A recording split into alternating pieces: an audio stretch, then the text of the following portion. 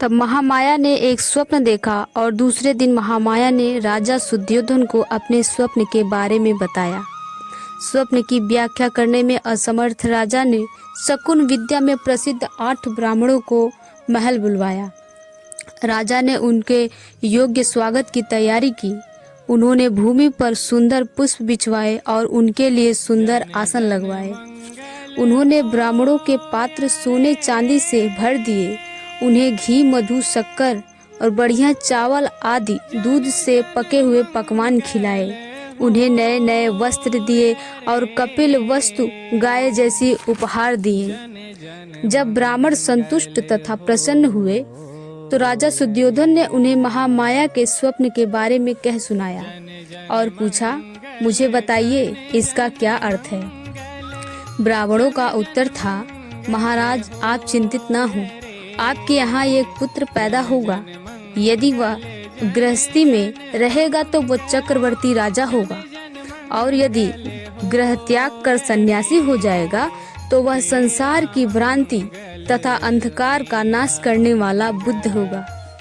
बोधिसत्व को पात्र में रखे तेल की तरह महामाया 10 चंद्रमाह तक अपने गर्भ में धारण किए रही।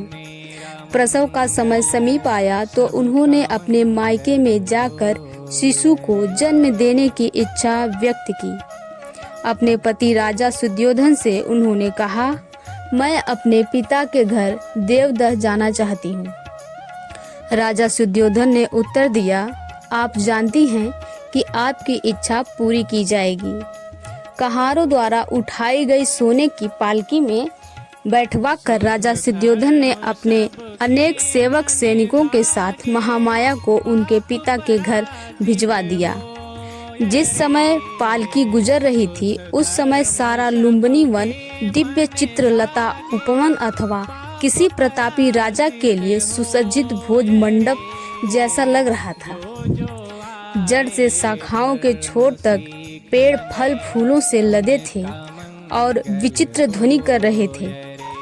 सुंदर रंगों वाली अनगिनत मधुमक्खियों और अनेक प्रकार के पक्षियों के झुंड मधुर तान छेड़ रही थी।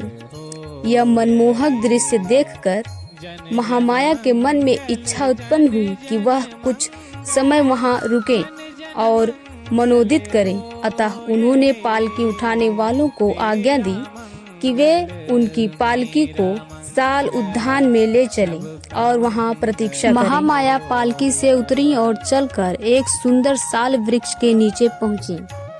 मंद मंद बह रही सुखद पवन वृक्षों की शाखाओं को छेड़ रही थी, जिससे वे ऊपर नीचे हो रही थी।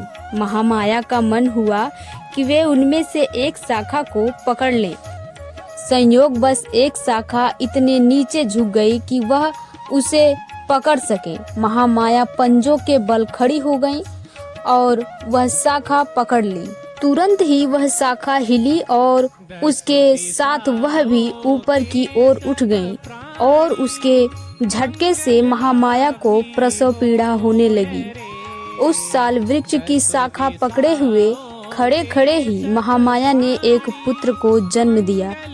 ईसा पूर्व 563 बैसाखी पूर्णिमा के दिन बालक ने जन्म ग्रहण किया। राजा सुद्योधन और महामाया का विवाह हुए बहुत समय बीत चुका था, लेकिन उनकी कोई संतान नहीं थी। अंत में उन्हें जब पुत्र लाभ हुआ तो राजा सुद्योधन और उनके परिवार में खुशियों का माहौल छा गया और शाक्यों द्वारा उनके पुत्र जन्म उत्सव मनाया गया। बालक के जन्म के समय कपिल वस्तु पर शासन करने की बारी राजा सुद्योधन की थी। वो राजा की उपाधि में गौरवान्वित हो रहे थे। स्वाभाविक तौर पर बालक भी राजकुमार ही कहलाए। आगे का भाग अगली वीडियो में।